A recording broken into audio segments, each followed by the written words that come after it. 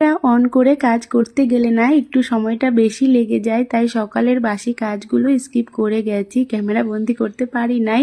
এখন 8টা বেজে গেছে, স্নান করে চলে এসেছি ছাদে ফুল তুলতে। ফুলগুলো তুলে নিলাম, তারপরে কিন্তু ঠাকুরঘর ভালো করে মুছে নিয়েছি। আর এই যে ধূপটাও জ্বালিয়ে নিলাম।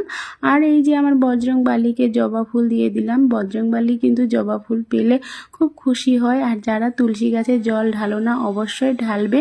তুলসী গাছে জল ঢাললে কিন্তু অনেক শান্তি পাওয়া যায়। আমি তো অনেকটাই শান্তি পাই তুলসী গাছে জল ঢালে। আর এই যে এই খাবারগুলো পাখিকে দিয়ে দিলাম। তো ঘরেও একটু ধূপ জ্বালিয়ে দিব। আমার ঘরে এই যে রাধা কৃষ্ণ টিভির সামনেই, আর রাম লক্ষ্মণ সীতা এই ছবিগুলো আছে, তাই একটু ধূপ জ্বালিয়ে নিলাম। আর পুজো কমপ্লিট হয়ে গেল। আর আজকের ব্রেকফাস্টে আছে ডিমের কারি আর রুটি। আমার বরের জন্য এই থালাটা বেড়ে নিলাম।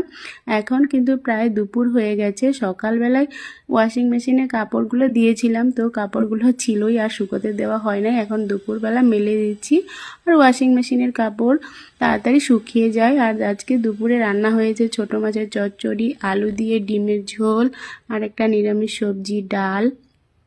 তারপরে দুপুরবেলা মাম্মামকে একটু ছাদে নিয়ে এসেছি ওর চুলগুলো না শুকানোর জন্য।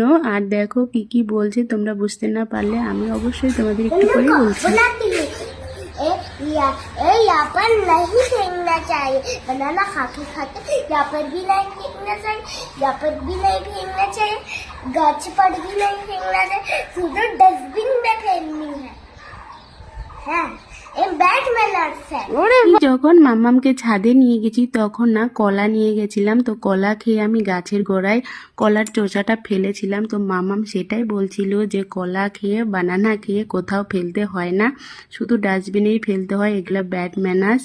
আর এটা মাম্মামের জন্য এনেছে ওর পাপা। কেমন হয়েছে চলোটা